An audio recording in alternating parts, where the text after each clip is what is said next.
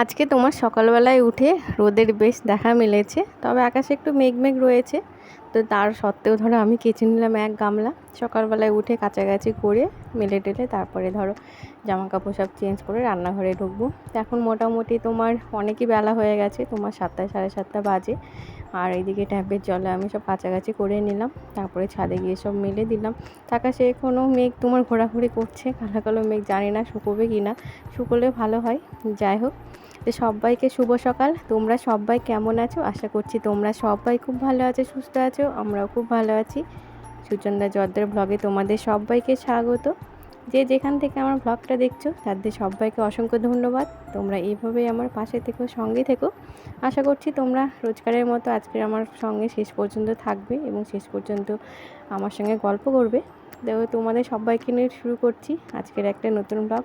কি করলাম না করলাম সারাদিন একটু তোমাদের সঙ্গে গল্প করব, শেয়ার করব। এই জামাকাপড় সব মেলে দিয়ে এসে চলে এসেছি রান্নাঘরে। চাটা খাওয়া হয়ে গেছে, তো ভাত বসিয়ে দিয়েছি। ছেলেদের স্কুল রয়েছে সকালে, এখন তো ধরো ছুটি নেই। এখন তোমার প্রত্যেক দিনই স্কুল। তোমার 15ই আগস্টের দিন হয়তো সকালে স্কুল থাকবে, তারপরে আবার ধরো পরীক্ষা শুরু ওদের। তো সকাল সকাল একটু গাছ থেকে একটা পেঁপে পেড়ে নিয়ে আসলাম। এই গাছের এটা তোমার প্রথম পেঁপে। এর আগে অনেক দিন আগেই গাছটা মানে পেঁপে ধরবে এমন হয়েছিল, আর হনুমানে এসে পুরো ভেঙে দিয়েছে। আর এই গাছটা সেই জন্য দেখো চারিদিকে ডালপাড়ায় বেরিয়েছে। আর এই দেখো পেঁপেটা দেখে বুঝতে পারছো কতটা ভালো আমাদের গাছের পেঁপেগুলো। মানে যেমন পুরো, আর খেতে খুবই সুন্দর। মানে উনুনে দিলেই ধরো সঙ্গে সঙ্গে সেদ্ধ হয়ে যায়, এমন আর কি ভাব একটা। যাই হোক, অনেকগুলোই পেঁপে গাছ রয়েছে, সবগুলো কিন্তু আমি লাগিয়েছি। আর মানে গাছ টাছ লাগানো, যারা আমার ব্লগ ফলো করো তারা জানো যে আমি গাছটা কত পছন্দ করি। আমার মনে হয় কোনো কিছু না থাকলে যদি গাছ নিয়ে থাকা যায়, অনেকটা সময় কেটে যায়, মনটাও ভালো থাকে। তার সঙ্গে ধরো বাড়িরও কিছু উপকার হয়। সবজি টবজি যারা লাগায় তাদের তো ধরো অসুবিধাই হয় না। তো আমাদের এখানে প্রচণ্ড হনুমানের উৎপাত, সেই জন্য তোমার অন্যান্য কিছু বেগুন টেগুন এসবগুলো আমি লাগাতে চাই না।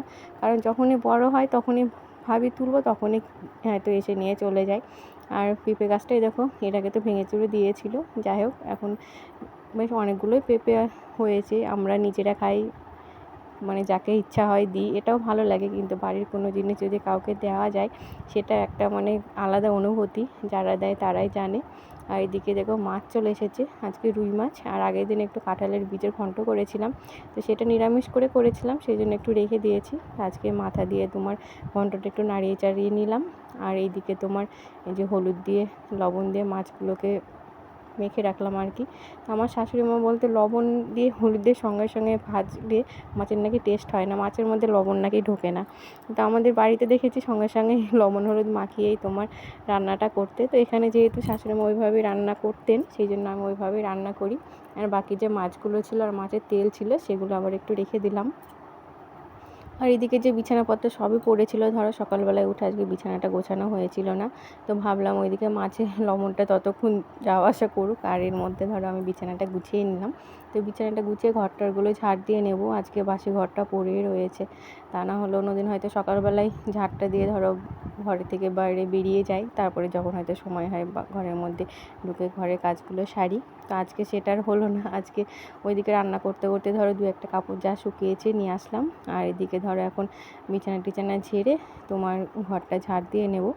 আর এখনও তোমার মেঘ মেঘ করছে, জানি না বৃষ্টি আসলে আবার ধরো ছাদে দৌড় মারতে হবে, তারপরে আবার জামা কাপড়গুলো নিয়ে আসতে হবে।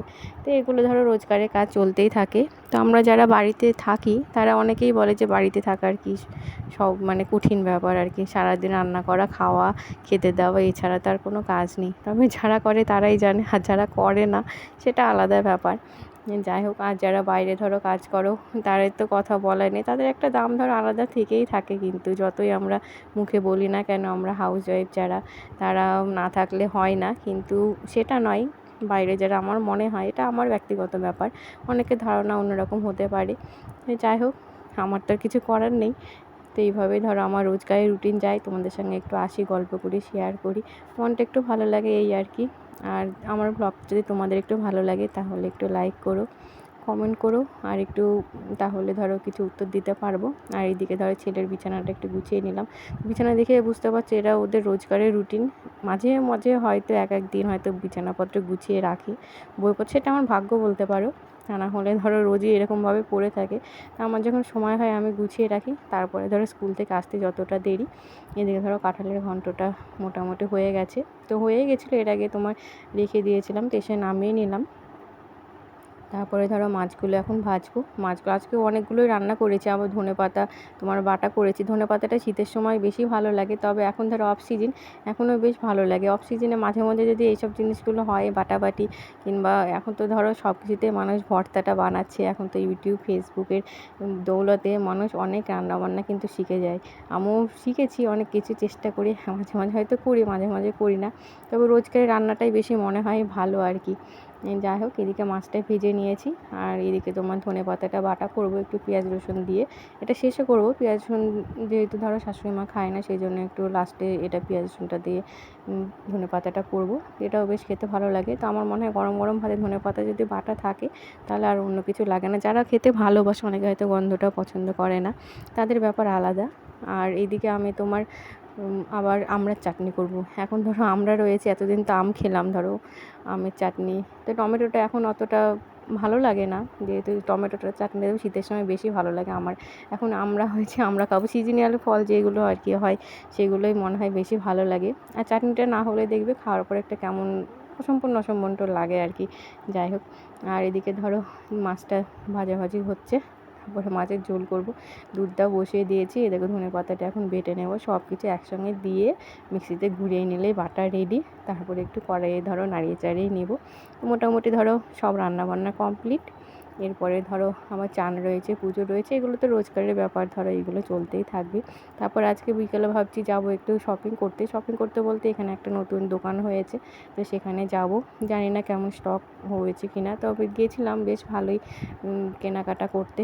এরকম তো মোটামুটি চান টান করে পুজো করে দেখে চলে এসেছি খাওয়া দাওয়া করতে, খাবার নিয়ে রেডি। তো এরপরে মোটামুটি বিকেল হয়ে গেলে তারপরে বাচ্চাদের নিয়ে চলে এসেছি দোকানে। তো আজকের মতো এখানেই শেষ করলাম। আমার ব্লগটা তোমাদের যদি একটু ভালো লেগে থাকে তাহলে একটু লাইক করো, কমেন্ট করো, আর যদি পারো শেয়ার করো। নতুন বন্ধুরা আমার চ্যানেলটাকে সাবস্ক্রাইব করো। আর যে আমার বন্ধুরা রয়েছে আমার সঙ্গে এইভাবেই থেকো, পাশে থেকো। সবাই খুব ভালো থেকো, সুস্থ থেকো, সাবধানে থেকো। আজকের মতো এই পর্যন্তই, টাটা।